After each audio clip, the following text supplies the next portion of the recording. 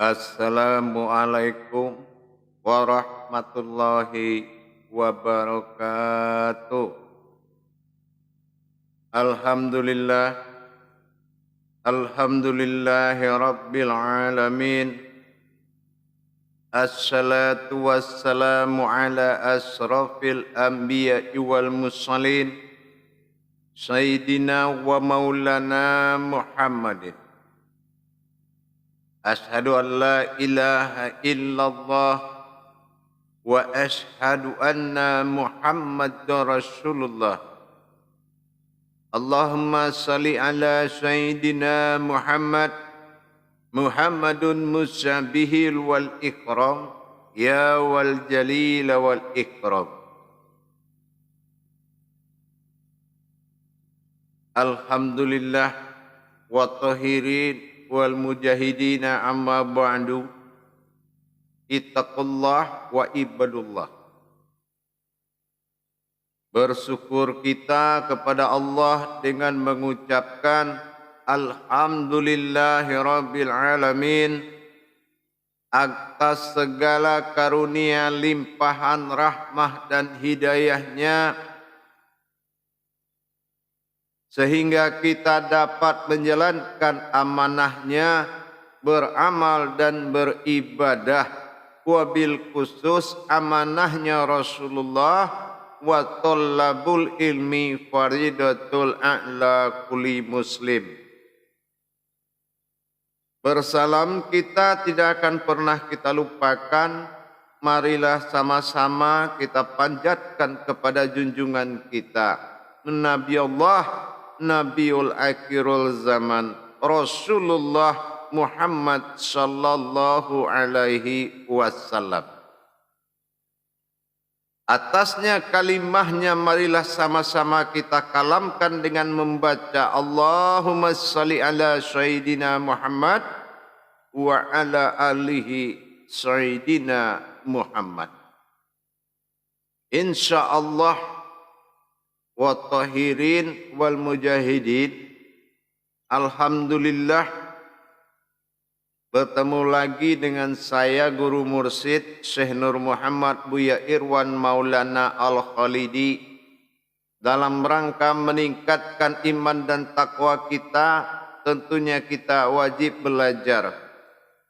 Dengan kita belajar, kita terhindar dari sifat mempersekutukan Allah, meyakini sesuatu yang tidak bertauhid kepada Allah, yang keluar dari dalilnya Allah. Bidahlihi marifatul haq fil ilmi. Kebenaran sebuah ilmu adalah dari dalilnya itu sendiri. Mana dalil Allah? Inilah kalamullah yang kita keluarkan dari munajatullah, dari saripati Al-Quran yang bernama kauni, yaitu arasnya Allah yang kita ucapkan berupa kalam. Insyaallah dalam YouTube Buya Pasaman Timur kita selalu diajak untuk belajar, untuk bertolabul ilmi dalam majelis zikir Ma'rifatullah Jakarta dan Sumatera Barat, yang mana pada waktu dan kesempatan yang diberikan Allah ini dalam rangka menayangkan ilmu-ilmu hakikat daripada amal dan ibadah. Di pertemuan kita dan pelajaran kita hari ini, kita akan fokus kembali mengingat siapa diri kita ini dan dari mana wujud kita berasal, yaitu dalam hakikat bahasa yang kita lihat, yang kita pedomani dalam Al-Quranil Karim, yaitu berdoman kepada surat dari At-Tariq ayat 5 sampai 7, yaitu tentang asal usul kita, yaitu sulbi. Jadi dalam pencarian dan pengkajian dalam ilmu tauhid ini, antara sulbi dan kolbi ini adalah salah satu rahasia Allah yang sangat dicari oleh semua umat. Kalau kita mengkaji wujudullah dari sifatullah, izzatullah, sirullah, dalam makom batin disebut dengan khalwi. Ini adalah alam sifat hati halus bagi manusia.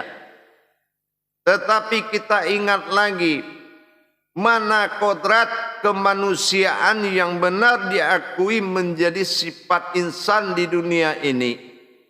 Apakah insan ini hanya sebatas nama atau memang ada kodratnya?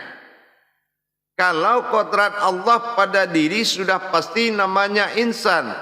Tetapi yang dikodratkan jadi manusia atau berstatus umat dalam masa pensaksian, kita harus mendapatkan makom pensaksian tersebut. Sebagaimana yang telah saya sampaikan pada tayangan terdahulu, mencari Tuhan itu sama susahnya mencari diri. Kenapa? Allah mengkaitkan daripada pencarian diri man arafa nafsahu. Nah, bagaimana kita mendapatkan pencarian diri yang mana diri yang dicari itu adalah kodrat-kodratnya Allah. Kodrat dirinya Allah dalam bersifat keumatan dalam diri kita. Selama ini kita pernah mencoba, kalau pesandaran kodrat Allah sudah pasti mewujudnya nur zat dan batin. Itu sudah jelas dari bersifatnya Allah. Tetapi kalau kita kaji diri sifat yang sebenarnya, kita telah menemui dikatakan al-haqullah yang mempunyai kodrat diri 7. Ada kodrat, ada iradat, ada ilmu, sama basar, kalam, hayat. Itu namanya sifat diri. Dan diri itu adalah al-haqullah. Nah sekarang bagaimana dengan berinsannya al-haqullah ini? Nah ini yang harus kita dapatkan. Seperti yang pernah kita sampaikan selama ini. Kalau diri sifat, mencari diri dalam diri, kalau bertemu bukanlah diri, inilah yaitu sebuah wujud yang bernama al-haqullah. Nah kalau al-haqullah, sebagaimana yang pernah kita pelajari, al-haqullah itu adalah diri halus. Nah kalau diri halus bukan dari buat dari sifat dan zat. Kalau sifat dan zat masih bisa dilihat. Tapi kalau diri halus itu adalah diri yang sangat sir, diri yang rahasia. Jadi mana yang dikatakan diri rahasia? Inilah diri al-haq. Apakah itu kemanusiaan? Bukan. Al-haq itu adalah nama sifat kodrat Allah. Dan bersifat 7 kodrat dalam kodrat Allah, yaitu batin, zat, dan nur. Ini sudah sering kita bahas. Tetapi untuk mendapatkan diri keumatan tadi, perlu kita bicarakan lebih dalam lagi dan kita pelajari. Bagaimana cara kita mendapatkan mana diri keinsanan yang sifatnya manusia yang dikatakan berasal dari rahasiaku. Innallaha innal insanu masakinatul wal marido. Maka kita lagi berpedoman lagi kepada surat At-Tariq. Di surat At-Tariq itu kita sudah diingatkan oleh Allah. Apa kata Allah? Fal yamzuril insanu mimma khuliq. Nah ini Allah ingatkan kepada kita. Falan mana? Fal yanzuril insanu mimma khuliq. Wahai insan, kata Allah, maka hendaklah manusia itu memperhatikan dari mana dia diciptakan. Ingat, kita memiliki dua kodrat zahir dan batin.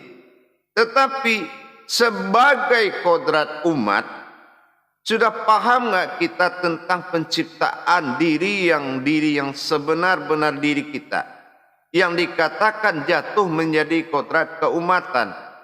Kalau al-haqullah, dia belum keumatan, dia adalah kepemilikan kodrat diri oleh Allah.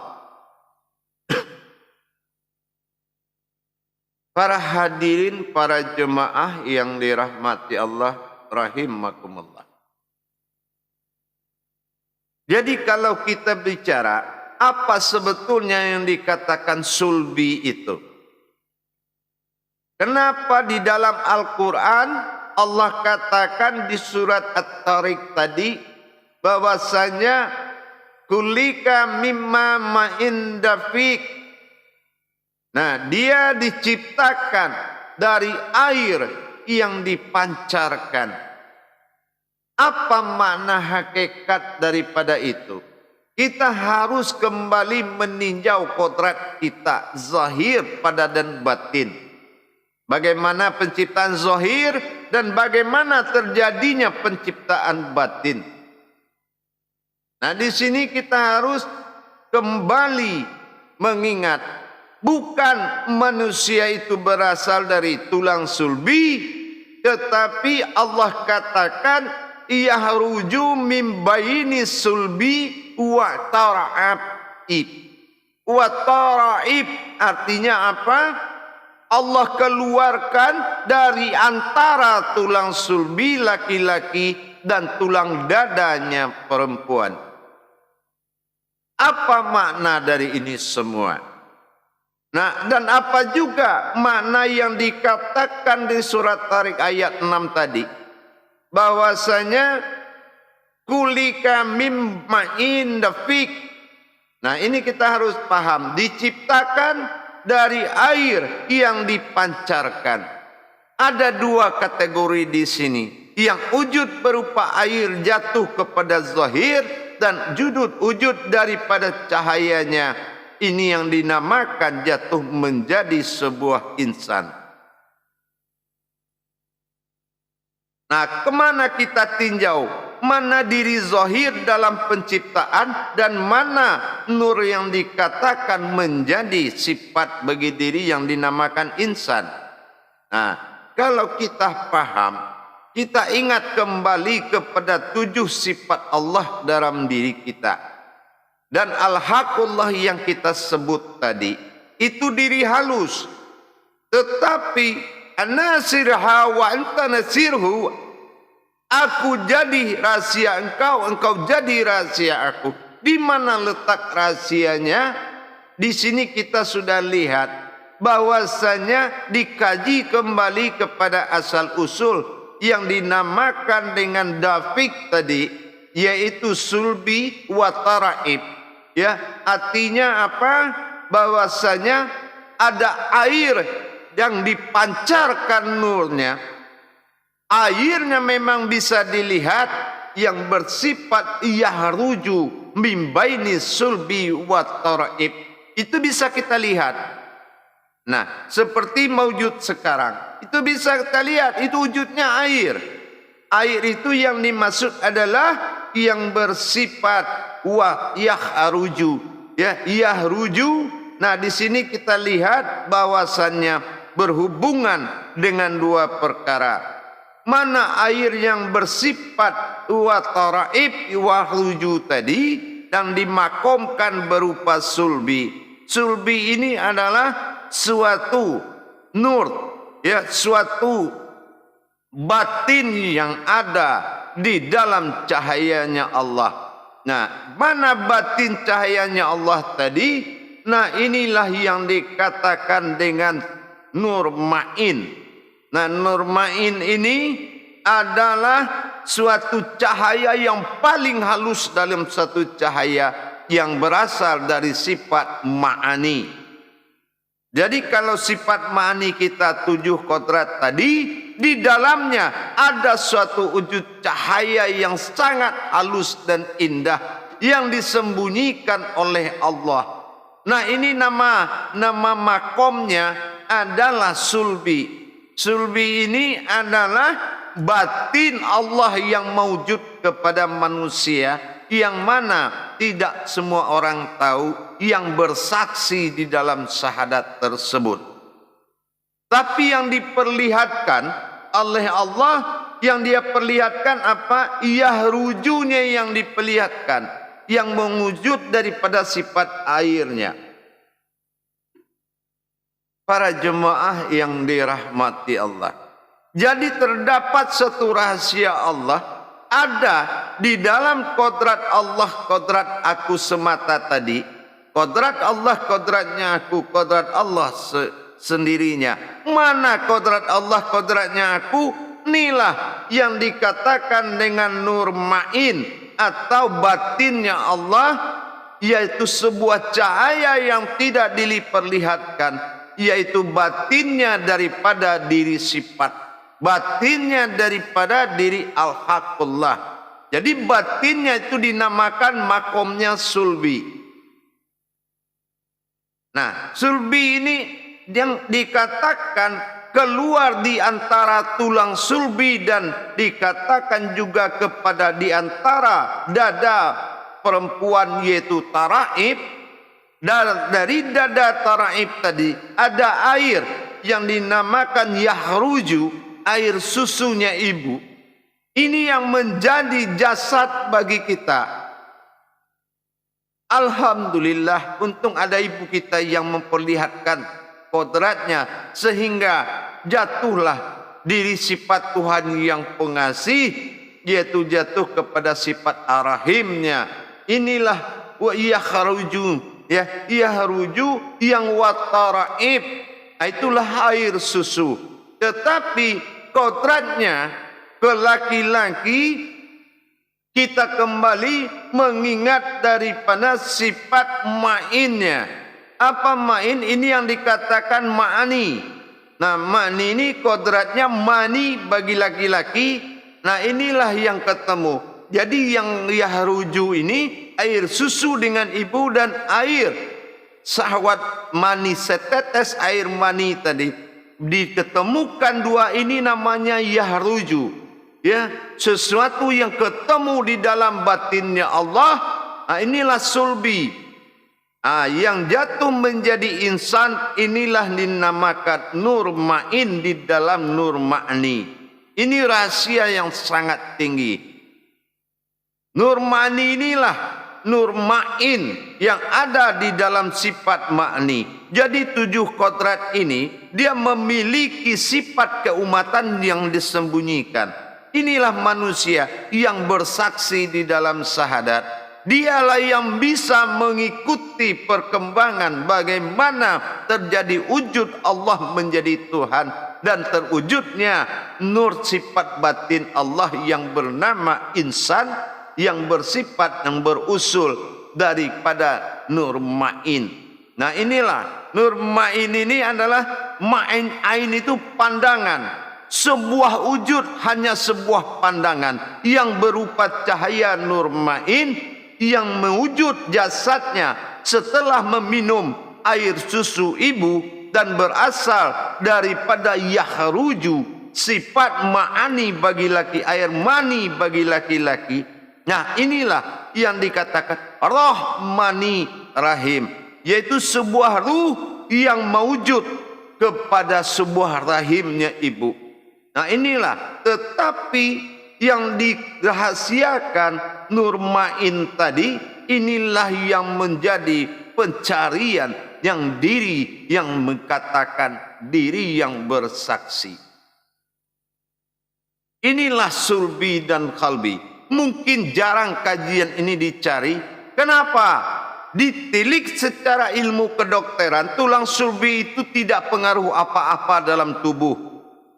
Tidak ada kaitan tulang sulbi dalam perjalanan kesehatan. Tetapi sesungguhnya dia tidak bersekutu dengan sifat kemanusiaan. Intinya di situ. Jadi setelah kita tahu nur ma'in ini mewujud menjadi setetes air mani ini berasal dari cahayanya Allah yang disebut nur ma'in. Nur ma'in inilah yang disebut yahruju. Yahruju berupa satu jasad dan satu bersifat raib. Nah, maka dikatakan yahruju min baini sulbi wa taraib. Nah, artinya begitu dia disusukan seseorang ibu, tetapi itu adalah kodrat raibnya Allah. Jadi bayi ini adalah kodrat raib atau kodrat yang tidak kelihatan, asal usulnya yang tidak terlihat. Ini yang dikatakan innal insanu masakinatul wal marido. Manusia itu berasal dari rahasiaku. Ketinggian rahasia nur ma'in tadi di dalam ma'ninya Allah, inilah mani yang menetes pada rahimnya ibu, dinamakan yahruju min baini sulbi wa taraib. Inilah yang dari asalnya tidak kelihatan, meskipun dia disusui oleh seorang ibu. Ibu itu telah menyusui sebuah umat yang raib. Umat yang raib itu artinya umat yang sangat ajaib. Inilah diri manusia, inilah keinsanan. Jadi antara yang dikatakan Allah tadi, bahwasanya kita diwajibkan memikirkan, la falyanzuril insanu mimma khuliq. Nah, bagaimana ini? Apakah manusia itu tidak memperhatikan dari apa dia diciptakan? Inilah perjalanan daripada hukum kodrat sulbi dan khalbi. Inilah yang menjadi kodrat daripada batinnya diri al-haqullah yang bersifat kodrat iradat ilmu sama basar kalam hayat. Itu kodrat Allah yang bersifat menjadi kodrat manusia dengan adanya sifat ma'ani. Ma'ani itu posisinya di kening, yaitu tentang maknawiyah. Wiyahnya mana? Inilah ada nur ma'in di dalam nur ma'ni. Nah, inilah yang harus kita betul-betul mempelajari, bahwasanya sebuah sinar yang dikeluarkan oleh Allah di antara tulang sulbi dan diwujudkan zahirnya oleh Allah, yaitu dengan kulika mimbain dafik. Nah, ini diciptakan dari air yang dipancarkan. Dipancarkan ini yang dikatakan dengan sifat dafik. Dafik itu adalah suatu perjalanan daripada batin. Nah, inilah yang dikatakan wujud batinnya Allah. Ya, diri rahasia itu tadi, inilah diri yang halus yang dipancarkan dari air. Ya, dari air apa? Yang dijadikan kepada sifat yahruju min baini sulbi. Jadi artinya apa? Kalau sifat sulbi itu datang daripada sifat laki-laki dan dari sifat kodrat ib itu datang daripada perempuan.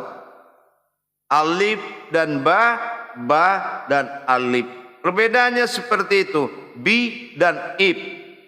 Ib itu adalah suatu rahasia batinnya Allah. Nah, ini yang dinamakan insan. Nah, insan yang bersifat taraib, yaitu sebuah wujud yang raib yang berasal dari tidak kelihatan dari semuanya. Tidak ada asal usulnya, melainkan seberkas cahaya yang dikeluarkan dari antara tulang sulbi.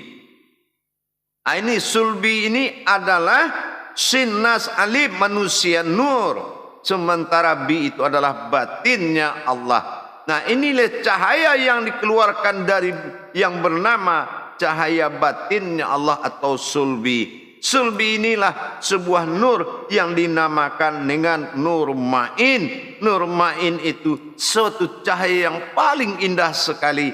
Jadi adalah wujud keinsanan yang menjadi saksi bagi Allah di dalam ketuhanan dan keumatan dirinya. Para jemaah yang dirahmati Allah, mari kita sama-sama mencerna daripada surat Tariq tadi, At-Tariq ayat 5-7 itu cukup jelas. Hakikatnya adalah wujudnya diri di dalam diri. Mana diri yang di dalam diri? Yang berdiri adalah sifat kodrat diri bagi Allah, yaitu al-haqullah dalam kodrat iradat, ilmu, sama, basar, kalam, hayat. Terjadilah kodrat keinsanan. Nah, inilah kodrat keinsanan tadi yang dinamakan dengan Nur Ma'in Dafiq. Jadi Nur Ma'in Dafiq ini adalah sebuah cahaya, ya, pancaran cahaya dari sebuah air.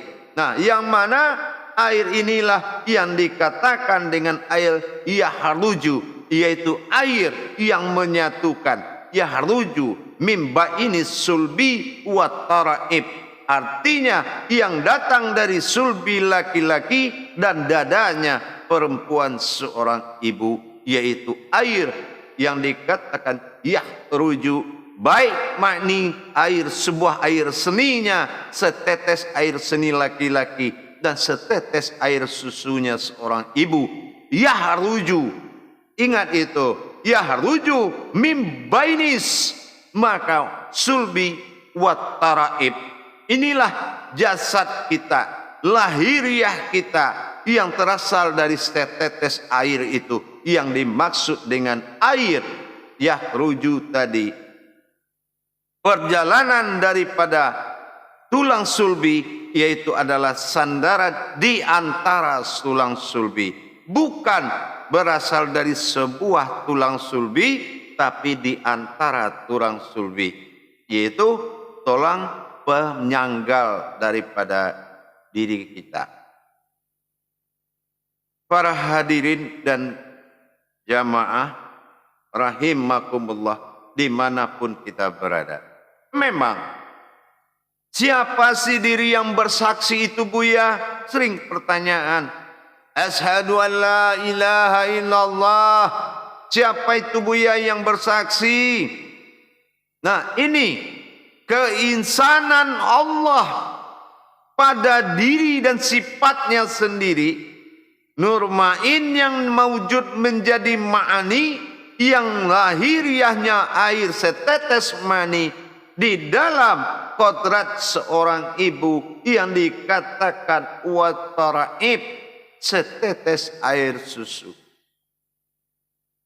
Ya Allah, subhanallah, luar biasa sekali jemaah para hadirin. Indah sekali Allah menjadikan kodrat kita, sehingga keinsanan kita sekarang sudah jelas adalah sebuah cahaya halus yang mana Allah simpan di dalam kodratnya, yaitu kodrat iradat, ilmu, sama, basar, kalam, hayat, mewujud diri sebuah al-haqullah. Nah, di dalam diri yang halus ini terdapat lagi insan yang halus yang dinamakan dengan ma'in, yang duduk di dalam ma'nawiyah atau ma'ani tadi. Halus sangat dibalik yang halus. Inilah sebuah wujud yang dirahasiakan oleh Allah. Suatu wujud nur yang sangat dirahasiakan oleh Allah, karena dia ada diri di dalam diri. Inilah hak diri kita sebagai umat. Itulah dasarnya insan. Itulah rahasia asal usul sebuah insan. Memang kodrat insan perpaduan antara sifat dan zat Allah dan mewujud sebagai manusia. Manusia yang mana?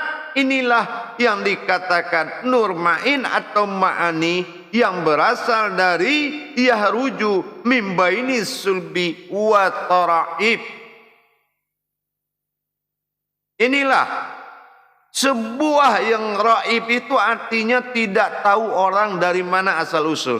Tidak ada yang tahu kecuali diri kita. Makanya jatuh dalam pengkajian. Jadi kalau kita kodratnya adalah sifat taraib, berarti hanya sebuah pensaksian, maka itulah yang diakui sebagai diri yang berkodrat bernama insan. Insya Allah. Jadi di sini cukup jelas. Nah, kalau kita sholat, berarti apa yang sholat? Siapa yang menghadap Allah? Dan siapa yang menyaksikan sesuatu menghadap Allah? Ataukah kita yang menghadap Allah? Nanti akan terjawab. Kalau memang sholat itu fardu ain, berarti wajib menyaksikan, berarti berfungsilah di sini nur main diri halus, menyaksikan pertemuan antara sifat dengan wujudnya. Inilah yang dikatakan tingkat pemahaman sholat yang hakiki, yaitu diri saksi menyaksikan sebuah diri bertemu dengan wujud diri itu. Bersaksinya sebuah diri yang saksi menyaksikan sebuah diri kembali bertemu dengan wujud asal diri. Kalau dilihat dari hakikat yang hakiki lebih dalam. Bagaimana kita menyaksikan seluruh perbuatan Allah? Bagaimana kita menyaksikan sifat-sifatnya menghadap kepada kemakhlukan kepada Allah? Sebagai seorang umat, bagaimana kodrat umat menghadap kepada kodrat Tuhan? Dalam saksian nur ma'in, di dalam wujud nur ma'ani, atau dikatakan dengan sifat ma'nawiyah yang ada di balik sir usir, di balik rahasia dan rahasia ada rahasia. Jadi indah sekali pelan-pelan kita mencari dan mengkaji kodrat diri itu supaya kita bisa mendapatkan pensaksian. Nur ma'in hanya sebuah pensaksian dan kodratnya adalah insan pensaksi. Inilah kemanusiaan yang kita nikmati. Sebuah kodrat pensaksi, kemanapun kita dilindungi oleh Allah. Kenapa? Karena kita adalah penjagaan oleh Allah dalam pensaksian yang harus dijaga. Tetapi kalau kita tidak mampu mengkaji tajalli Allah, maka gagal keumatanmu sebagai kodrat pensaksi, maka jatuh menjadi kemakhlukan di bumi ini. Tidak naik ke aras Allah harkat dirimu, karena kamu tidak bisa mengkaji untuk mendapatkan pensaksian terhadap kodrat Allah kepada Allah sendiri. Inilah tentang umat dan ketuhanan. Al-wahidun wal ahadun anna ma'budun. Hanya diriku yang mampu menyembah diriku sendiri, kata Allah. Apa itu? Itulah sifat dan kodrat Allah yang bersifat kepada wujudnya sendiri. Itulah fungsinya nur ma'in dalam menyaksikan dalam kodrat ma'ani atau wujud ma'nawiyah yang dinamakan insan. Alhamdulillah. Mudah-mudahan bisa menjadi telepati dan kesadaran kita. Ingat, kalau gagal kita ini menyaksikan kajian kodrat diri kepada wujud sebuah yang berdiri, gagal kita, maka di diri yang berdiri terakhir itu kita akan mendapatkan wujud kajian daripada sulbi ini. Setelah bertemu dengan sesuatu yang berdiri, sehingga terjadilah ma'rifatul altul ma'in. Allah melihat, kita menyaksikan setelah sampai ke tingkat yang berdiri, setelah melalui kaji diri. Insya Allah di lain waktu kita teruskan kajian ini.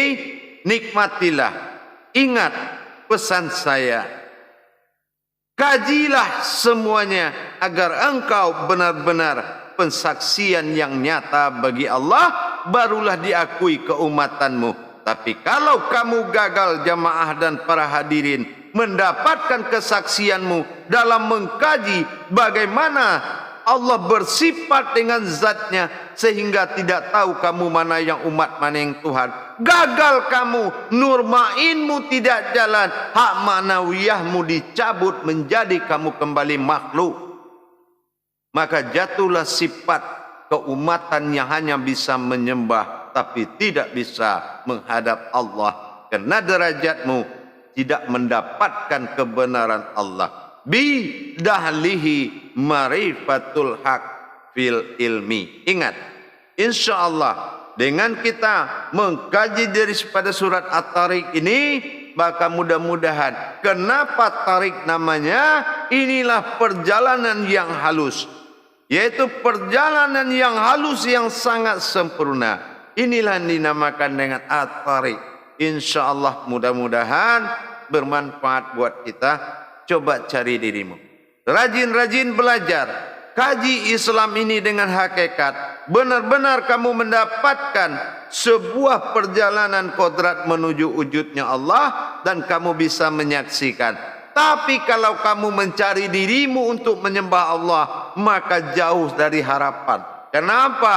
Diri hanya Allah, dirinya yang sifatnya yang bisa menghadap dia. Tapi fardu ainmu berfungsi di sini. Gagal ainmu, gagal semua ibadahmu. Barakallahu ya karim. InsyaAllah mudah-mudahan menjadi suatu pelajaran buat kita bersama. Kembali kita sadar, rupanya ilmu tauhid dan hakikat ini dalam bertasyawuf itu luar biasa. Al-Quran kitab nyata, dan nyatalah sebagaimana kita lauh mahfuz melihat kenyataan, begitu juga kenyataan Allah. Tidak ada yang dalam prasangka, semuanya nyata. Tidak ada dalam ramalan dan kira-kira, semua sudah nyata. Jangan kamu tinggalkan Al-Quran untuk kepentingan kaji dan marwah dirimu. Al-Quran itu rahasia Allah tertinggi kalau kamu sudah berilmu. Tapi kalau ilmu itu belum ada, Al-Quran itu adalah bacaan bagimu. Maka jangan kamu berprasangka di alam bacaan, tapi bertawajulah di alam hakikat. InsyaAllah. Akhirul kalam wa billahi taufiq wal hidayah. Wassalamualaikum warahmatullahi wabarakatuh.